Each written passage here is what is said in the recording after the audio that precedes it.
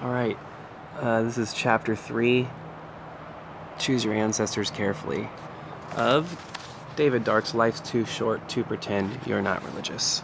I'm going to be honest, I struggled with this chapter in a lot of spots. My mind wandered.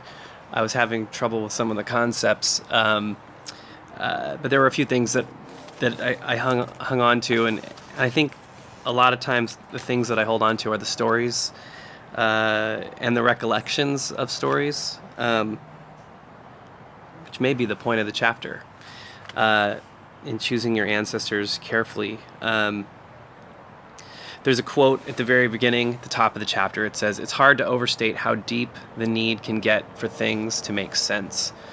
And I do understand this, that as humans, we try to make sense of things. We put things into categories, you know, country music, punk rock, horror, comedy.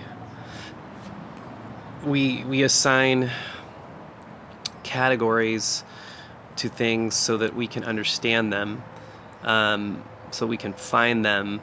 Our brain does this. We want to put things into a category.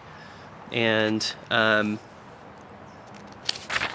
think some of that is how our religion is formed, how our belief is formed, is by the things that we categorize.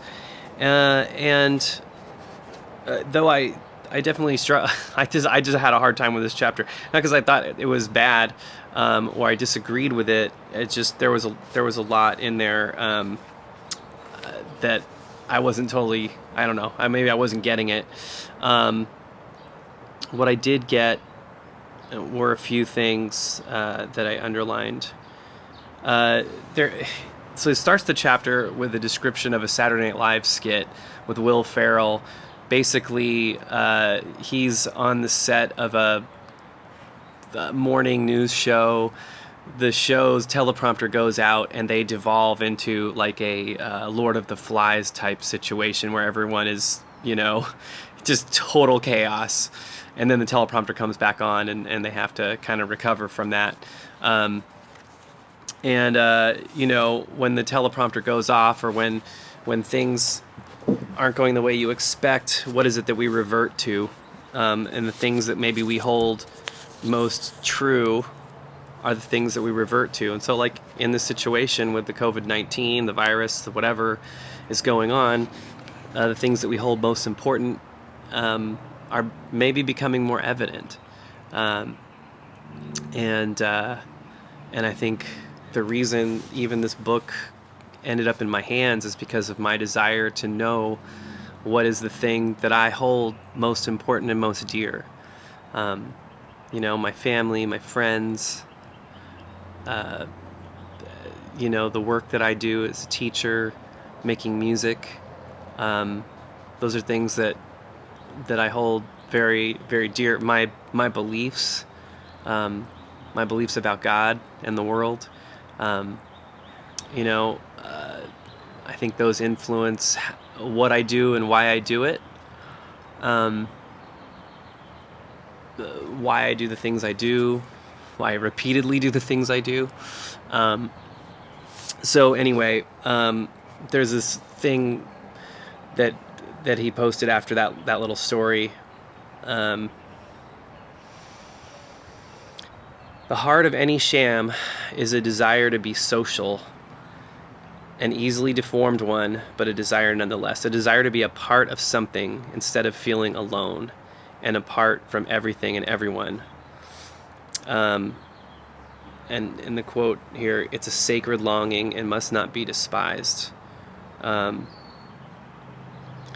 There's that desire, and even to deceive others, that desire for a longing is abused by advertisers constantly, to make money. But that doesn't make that desire that we have to belong, to be with others, a bad thing. It's not. It's a good thing. I think we all acknowledge, when it all comes down to it, we care most about, you know, the people we're with, and loving them. You know, the whole deathbed. You didn't care if your stocks appreciated 5%. You probably care more that you were with your loved ones and sharing and talking with them. You know, I love that he references Dumb and Dumber as a way to point to some of these facts. He's a great wit. There's just a lot of really, you know, deep thoughts with really interesting parallels to film and shows and different things. So the choosing your ancestors carefully, it's talking about the fact, I don't know, but I think it's talking a bit about the fact that you don't have to, it doesn't have to be locked into how you were born, that you can choose your, the things you build everything on.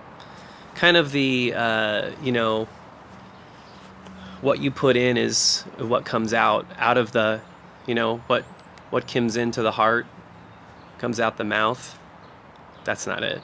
I don't know what there's a scripture about that. Someone can tell me what that scripture is. Off the top of my head, I can't remember it. But it talks about, you know, drawing inspiration from things that are beautiful, and allowing that to be the thing that feeds you and that you put out into the world. I think that's part of my desire in even reading this book and studying the Bible, and talking to people about their beliefs, is to know something more truly and do something positive, I think. This chapter is the one so far the one I had the hardest time, I think, comprehending. And yet there were still definitely some things in here that I found very useful. And I'm gonna try to read a chapter a day this week, which I mean, there's not that many chapters. How many chapters are there? Let's see.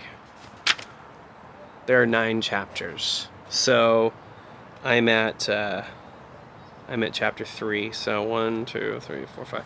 So I'm gonna finish this in the next week or two. And anyway, I'm enjoying the thought process, and I appreciate the interaction I'm getting with people too. So everyone that's following along in this, thank you. Thank you for sharing your messages and your posts and your encouragement, your questions, sharing your hearts. I know a lot of people, people my age, people older, people younger are having some similar struggles. And I know that weird world circumstances right now are definitely probably a part of that. And that's all right. You know, it's good. It's good that we have time to reflect. I don't think the situation is good. I hate it. I want to go back to normal. I don't know if we're going back to normal totally. But maybe a good will come of it. And so anyway, thank you. Have a great day. Chapter 3 in the books. In the book.